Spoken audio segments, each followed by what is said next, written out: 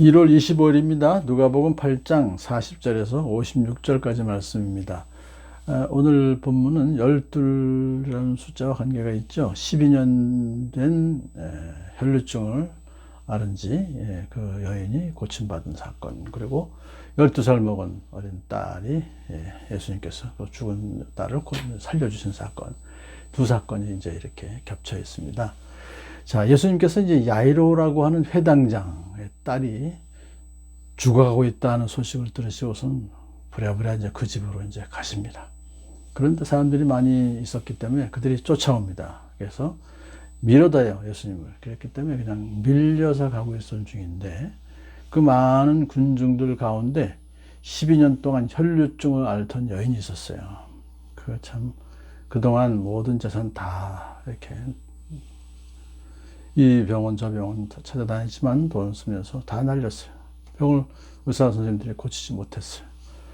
참, 그러니까 그 돈도 다 떨어지고, 또 이것은 부정한 사람으로 분류되어서 사람들하고 접촉도 하지 못해요. 그러니까 얼마나 고독했겠습니까? 자, 그런데 예수님께서 이제 고쳐주실 수 있다는 것을 믿고 군중 속에 이제 끼어 들어간 거죠. 그래서 군중을 뚫고 뒤에서 다가가서 예수님의 옷술에 손을 댑니다. 손만 대어도 고칠 수 있다는 믿음으로 손을 댔죠. 그랬더니 곧 출혈이 그쳤어요. 예수님께서 이제 그것을 아셨죠. 자, 그런데 내게 손을 댄 사람이 누구냐라고 물으십니다. 사실 그 여인은 지금 그냥 모른 척하고 집으로 가려고 했을 거예요. 근데 내게 손을 댄 사람이 누구냐라고 물으시니까 일단은 가만히 있습니다.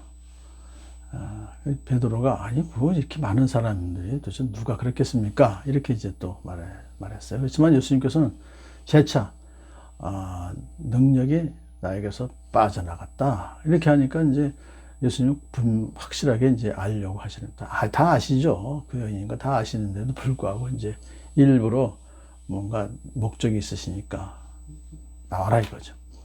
그 여자는 더 이상 숨길 수 없음을 알고서 떨면서 예수님께 나와서 엎드려서 자초지종을 다 이제 보고했어요. 근데 모든 백성들 앞에 다 듣도록.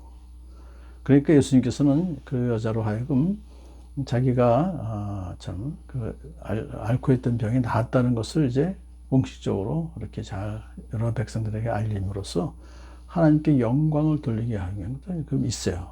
그런 목적도. 더 나아가서 이제 예수님께서는 그 여자에게 병만 고쳐주신 것이 아니라 이제 그녀의 구원까지도 구원도 해주시는 그 장면도 있고요. 더 나아가서 위로와 평강의 말까지 해주시는 거죠. 그런 목적으로 누가 내게 손을 댔냐 안 댔냐 그렇게 이제 물어보신 거예요. 자, 그래서 그 여인이 이제 여차여차해서 제가 잘못 고침받았습니다 라고 보고를 하니까 딸아 내 믿음이 너를 구원하였다. 이 여인은 지금 자기 병만 고치려고 예수님께서 고쳐줄 수 있다라고 생각했는데 이제 그 믿음이 아예 완전한 구원까지도 이루셨다는 거예요. 예수님께서는 그녀의 적은 믿음을 소중히 여기셔서 육신의 질병도 낫게 해줄 뿐만 아니라 영혼까지 다 구원해 주셨다 하는 걸 우리가 여기서 볼 수가 있죠. 자, 그 다음에 이제 평안히 가거라 라고 축복의 말씀을 해주시죠. 샬롬이라는 건데, 완전한 평화.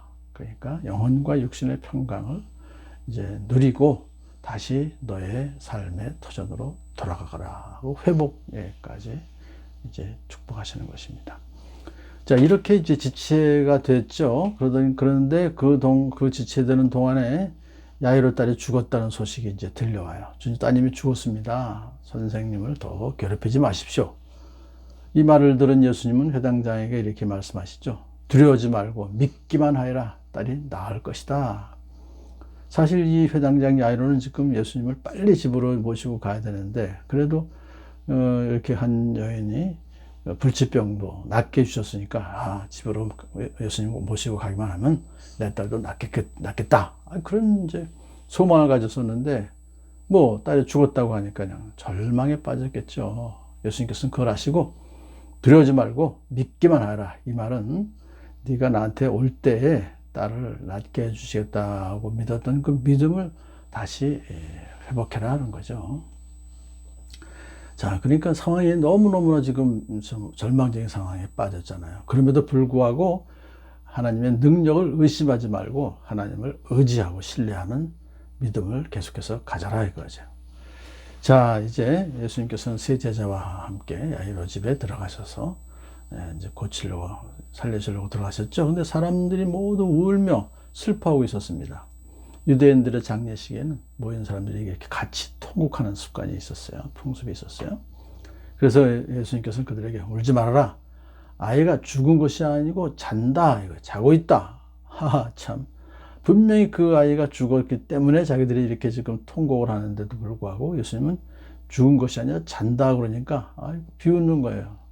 예수님께서 그렇게 말씀하신 것을 비웃었다는 것은 그 아이가 분명히 죽었다는 거죠. 그것이 그에 대한 증거가 되는 것이고, 예수님께서 이제 그 아이를 살려냈을 때는 그냥 잠시 동안 혼수 상태에 있다가 깨어난 것이 아니라 죽었다가 확실하게 그 다음에 살아난 것이다. 그걸 우리가 여기서 증거로 할 수 있습니다.